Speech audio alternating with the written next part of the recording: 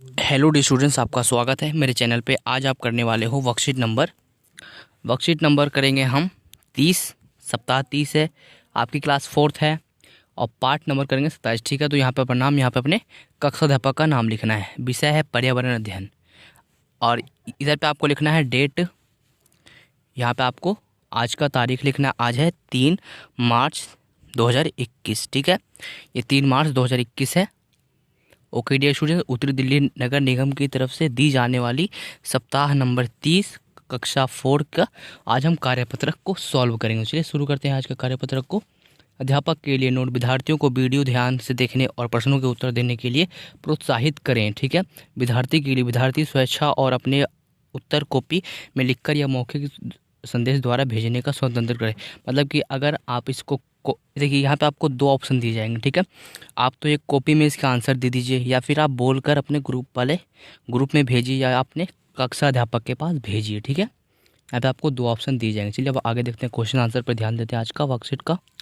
So students, यहाँ पे आपको फर्स्ट क्वेश्चन दिखेगा कि रिक्त स्थान भरो। ठीक है, तो यहाँ पे आपको 2 ऑप्शन दिए जाएंगे। तो फर्स्ट क्वेश्चन है कि चुस्किट लद्दाख के खालिस्तान नामक गांव में रहती थी। जो चुस्किट थी वो कहाँ रहती थी? ये वाला जो है, जो यहाँ पे लिखा है सिकिटपो पुल, यहाँ पे लिख देना सिकिटपो पुल यहाँ पे। अब देखते हैं, चुस्किट इसलिए स्कूल विद्यालय नहीं जा पाई क्योंकि वह बचपन में खालिस्तान नहीं सकती थी। वो बचपन में चल नहीं सकती थी, इसलिए वो बचपन में ही विद्यालय नहीं जा पाई थी। ठीक है, तो फर्स्ट पे आपको लिखना है ये वाला और सेकंड पे लिखना है ये वाला। समझ में आ गया यहाँ से आपको? चलिए अब आगे देख।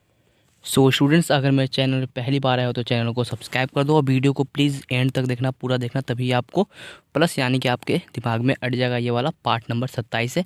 ठीक है, तो वीडियो को पूरा देखना, तभी ये वीडियो आपको समझ में आ जाएगा पूरा का पूरा। आप देखते हैं प्रश्न नंबर 2 का क्या है कि नीचे दिए गए चित्र को पहचानिए और उनका नाम लिखिए। तो देखिए ये क्या है, ये विकलांगों की कुर्सी। ठीक है, देखिए जो चल फिर नहीं सकते उनके लिए ये कुर्सी बनाया गया है। ठीक है, इसमें चक्के हैं 2 यहाँ पे, मतलब देखिए इसमें 4 चक्के होते हैं, 2 बड़े बड़े और 2 छोटे छोटे। ठीक है, और ये कुर्सी है तो इसको बोलेंगे व्हील। जो चक्के को बोलते हैं व्हील और कुर्सी को बोलते हैं चेयर। तो इसका नाम क्या हो गया? Wheel chair. तो यहाँ पे लिखना है व्हील चेयर। ओके, इस तरह से आप लिख देना व्हील चेयर। ठीक है, पहिए वाली कुर्सी, व्हील फिर चेयर। इस तरह से आप इसका आंसर लिख दोगे इस वाले बॉक्स में। चलिए अब प्रश्न नंबर 2 देखते हैं क्या है हमारा। प्रश्न नंबर 2 खा है कि चुस्किट की खुशी का कारण क्या था? चुस्किट की खुशी का कारण क्या था, मतलब कि वो खुश क्यों हो रही थी? चलिए देखते हैं इसका आंसर। सो स्टूडेंट्स, प्रश्न नंबर सेकंड का पे लिखना है व्हील चेयर और ये बता रहा है कि चुस्किट क्यों खुशी का कारण क्या था, मतलब कि जो चुस्किट थी वो खुश क्यों हो रही थी, उसका कारण क्या। चलिए देखते हैं इसका आंसर हम। और प्रश्न नंबर 1 का उत्तर आप यहाँ पे इस वाले बॉक्स में आप लिख दोगे सेम टू सेम। वीडियो को पूरा देख। सो डियर स्टूडेंट्स, ये रहा इसका आंसर प्रश्न नंबर खा का कि चुस्किट के पिताजी ने उसे व्हील चेयर की जिससे वह खुश हो गई। देखिए, चुस्किट के पिताजी ने उसे व्हील चेयर दी। व्हील चेयर मतलब कि बाहर खेलने कूदने के लिए उसे व्हील चेयर दी, मतलब कि व्हील चेयर से वो बाहर घूम सकती थी मगर वो उठ फिर नहीं सकती थी, सिर्फ वो कुर्सी पर ही बैठी रहती थी। ठीक है, तो इसलिए वो खुश थी। तो जहाँ पे हो के बाद आप लिख देना थी। ओके, इस तरह से। तो देखिए उसके बाद आप लिखना कि खुश हो गई और हो गई क्योंकि अब वह बिना किसी की मदद से उसे व्हील चेयर से चल सकती थी। मतलब कि व्हील चेयर में चक्के होते थे, वो 2 आगे आगे और वो अपने हाथों की मदद से ही वो आगे पीछे दाएं बाएं चल सकती थी, तो इसलिए वो खुश थी। तो इसका आंसर यहाँ से लेकर यहाँ तक और जो ऊपर में दिया गया था उसे भी आप कर लेना। ठीक है, प्रश्न नंबर 3 देखते हैं कि चुस्किट अपनी पहियों वाली कुर्सी विद्यालय क्यों नहीं ले जा सकती थी। तो इसका आंसर क्या है, मतलब कि देखिए जो चुस्किट थी वो पहियों वाली कुर्सी को स्कूल क्यों नहीं लेके जा सकती थी। चलिए देखते हैं इसका आंसर। सो डियर स्टूडेंट्स, आप देखोगे प्रश्न नंबर 3 का उत्तर। वीडियो को पूरा देखना, तभी ये वर्कशीट आपको पूरा का पूरा समझ में आ जाएगा। देखिए कि वो स्कूल को, मतलब कि वो विद्यालय क्यों नहीं जा सकती थी अपने कुर्सी पर बैठकर। देखिए यहाँ पे दिया गया कि चुस्किट अपनी पहियों वाली कुर्सी को विद्यालय इसलिए नहीं ले जा सकती थी क्योंकि गांव में सड़कें सीधी, यानी कि जो उसका गांव था उस गांव की जो रोड था, रोड सीधी नहीं थी, एक नदी थी जिसे पार करना पड़ता था, और साथ ही स्कूल में रैंप भी नहीं था। ठीक है, तो इसलिए देखिए, अगर आप ये ऊपर वाला लिखना चाहो तो लिख सकते हो, वरना मत लिखना, ये कुछ नहीं है। बस अब यहाँ से उत्तर है, क्योंकि गांव में एक रोड रोड थी, वो ऊंची नीची, कभी इधर दाएं बाएं, मतलब कि वो स्ट्रेट लाइन नहीं थी, सीधी लाइन नहीं थी। ठीक है, इस वजह से वो स्कूल नहीं जा पाई। और जो स्कूल में था, स्कूल के मतलब कि एक नदी भी पार करना पड़ता था, और स्कूल में रैंप भी नहीं था, इस वजह से उसके विद्यालय नहीं जा पाई। चलिए अब देखते हैं प्रश्न नंबर 4। प्रश्न नंबर 4 है कि कुछ बच्चों ने उसकी की मुश्किल को कैसे सुलझाया। कुछ कुछ बच्चों ने मुश्किल को कैसे सुलझाया, चलिए देखते हैं इसका।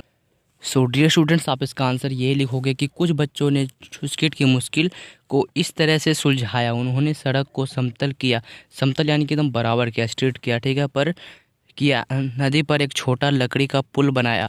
देखिए इस तरह पानी बह रहा है, पानी बह रहा है, फिर एक लाइन खींची, इस पर लकड़ी से इस तरह से कर दिया, ठीक है, और उसके ऊपर से छुसकिट आराम से आ जा सकती थी अपने पहिए वाली कुर्सी से।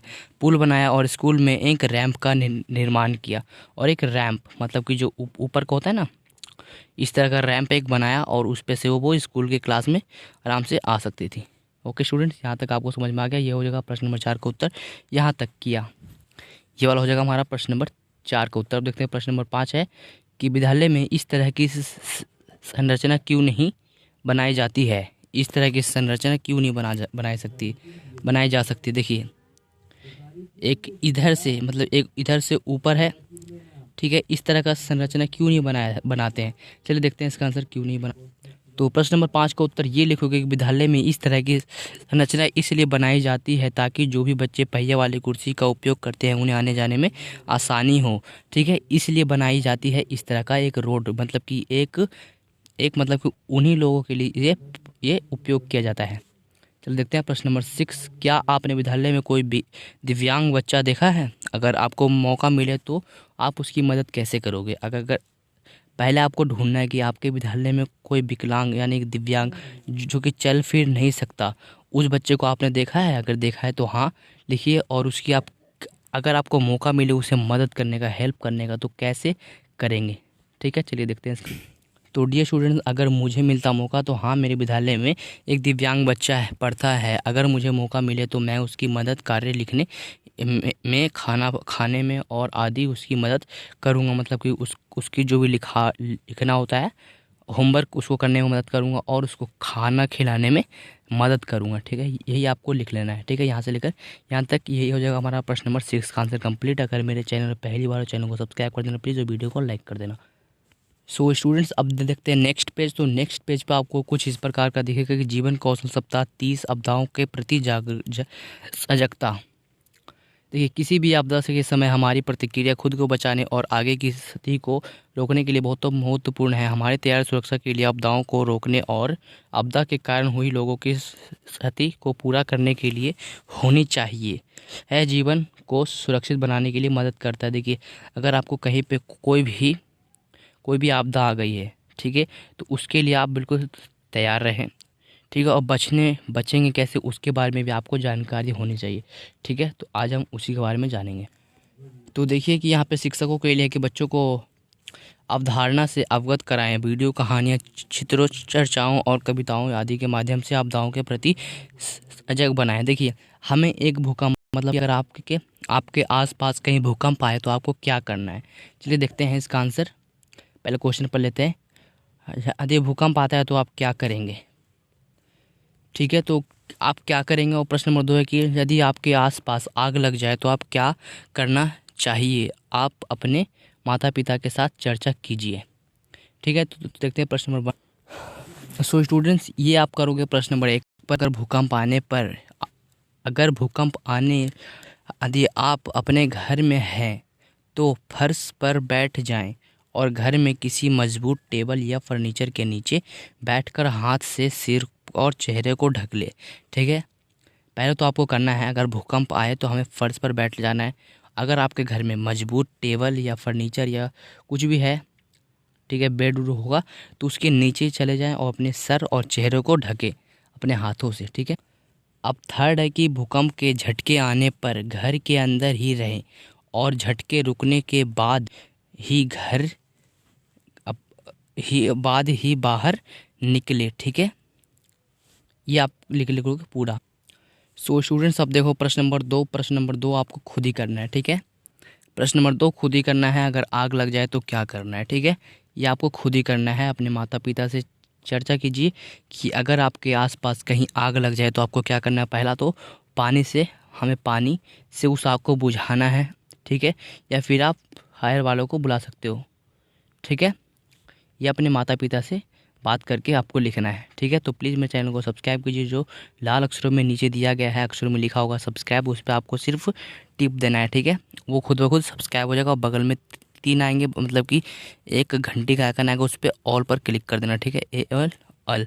ठीक है, ऑल। अगर आप मुझसे व्हाट्सएप पर बात करना चाहते हो तो नीचे में एक लिंक दिख रहा होगा डिस्क्रिप्शन में, उस पर आपको सिर्फ टैप करना है, आप व्हाट्सएप पर आ जाओगे। ठीक है, चलिए मिलते हैं अगली वीडियो में, तब तक के लिए गुड।